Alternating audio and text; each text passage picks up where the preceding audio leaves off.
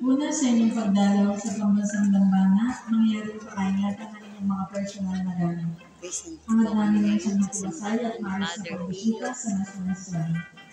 Ikalalawang, pinapalawin po namin mula sa main at entrance. Tayo may mga malalaki safe. Ano po i-aakyat dun guys, dun, sa mataas na yun. Akyat po kami. Guys, akyat po kami ngayon. Dito po ito sa mataas. Ayan po, Santo Padre Pio Par, San Pedro, Santo Tomas. Akyat po kami. So guys, akyat po kami. Taas. Taas po siya. Ito po, pray hope. Pray hope po. Wow, ito yung mga ano, ito po yung mga ano ni Father Pio, oh.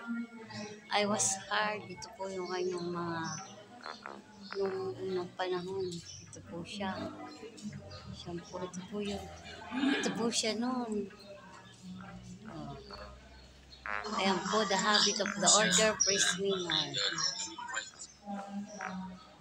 Ayan po ang mga ano po ni Father Pio. Mga picture po niya noon. Po. Ito po siya guys. Ito po yung ano ni Father Pio, yung mga ano po na nabubuhay pa siya. Ito po siya, oh. September 20, 1887. Yan po. May 25, 18th century.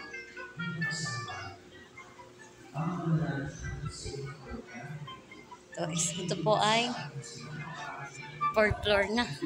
Taas po.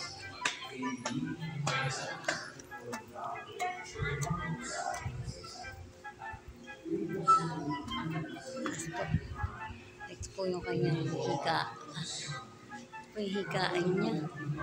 Flashback yan po. Yung higaan niya, sapatos niya. Ito po siya.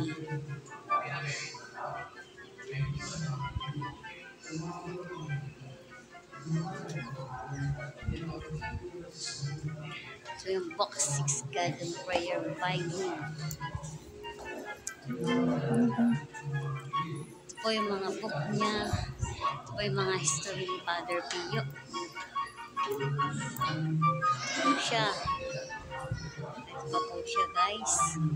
Si Father Pio po.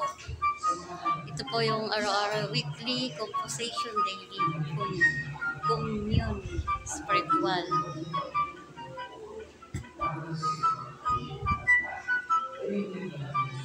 Yan, pakita ko po, pasilip po tayo sa mga naging buhay ni Padre Pio. Buhay po siya. Ito po yung nakahiga na po siya guys. Yan, nakahiga na po siya dyan. Ito po nung nagdadasal siya. Tapos ito po yung mga ano na to, buhay pa rin talaga, grabe. Nagpapatunay po sa kanyang kakayahan.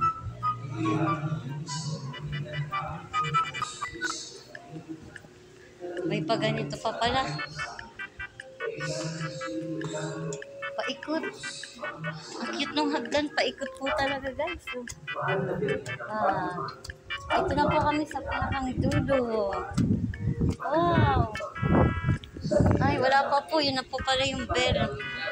Ito yata yung simbahan niya.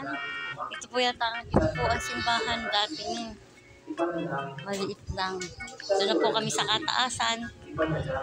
Sa kataasan na po kami guys. Grabe. Ayun po. Oh, ito na po kami. Nililit po ng tao sa baba. Ito kami, ayun po yung mahal na Birhen.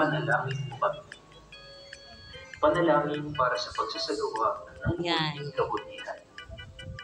Panginoong Jesucristo, guys, parang abot po namin yung ano, ganda po pati yung bulkan. Wow.